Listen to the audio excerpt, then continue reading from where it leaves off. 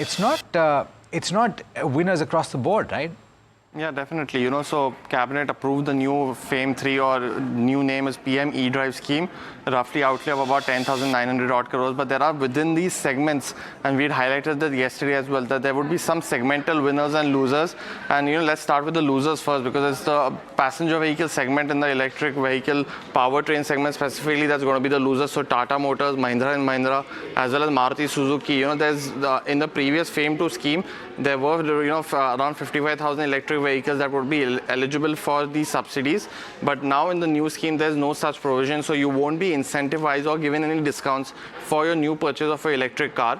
Specifically, the biggest gainers are the electric vehicle bus segment specifically, because there's a large part of the bus price which is given as subsidies in this particular scheme, and the same thing is continued for electric two-wheelers as well, while we are still awaiting the per unit cost. So currently there is about 10,000 rupees incentive for per kilowatt for electric scooters specifically. So if you have a 2 kilowatt electric vehicle scooter, you get 20,000 rupees as discounts. So that detail hasn't come out in this particular notification yet, but there's something at least for the electric two-wheelers as well as the EV bus segment. Now we did speak to JBM Auto in the morning, as well as Switch Mobility, which is the Ashok Leyland brand for EVs, and they both have highlighted that a continuation of policy from FAME 2 has been one of the key winners. But there is some couple of points just I wanted to highlight on that they will be eligible for giving incentives on the new buses only when the old ones are scrapped, and the same scheme is also applicable for electric trucks. For electric trucks specifically, Tata Motors as well as Ashok Leyland will be the key winners. So overall,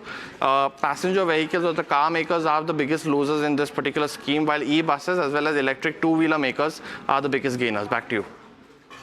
All right, thanks so much, Puneet, for getting us those details. Let's get our experts on board. We've got Ashish Maheshwari, Director of Arihant Capital, as well as Kush Bora, founder of kushbora.com. Thank you so much, gentlemen, for taking the time. Always a pleasure having you on the program.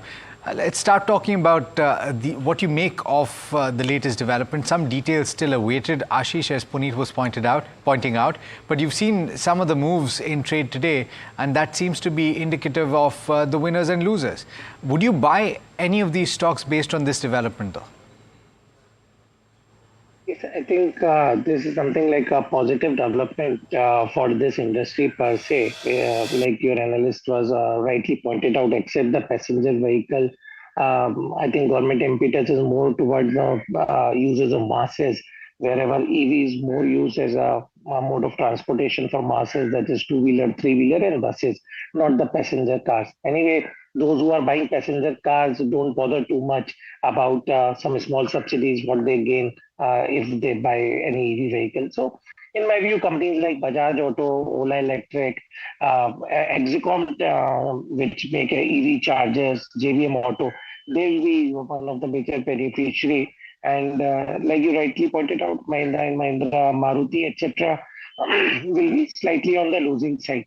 But still, in my view, in broader scheme of arrangement of broader sales pie, the composition of EVs, whether it's Maruti or Mahindra or Ashok Leyland, is very, very low still. So not directly affected much, and it's just a knee-jerk reaction.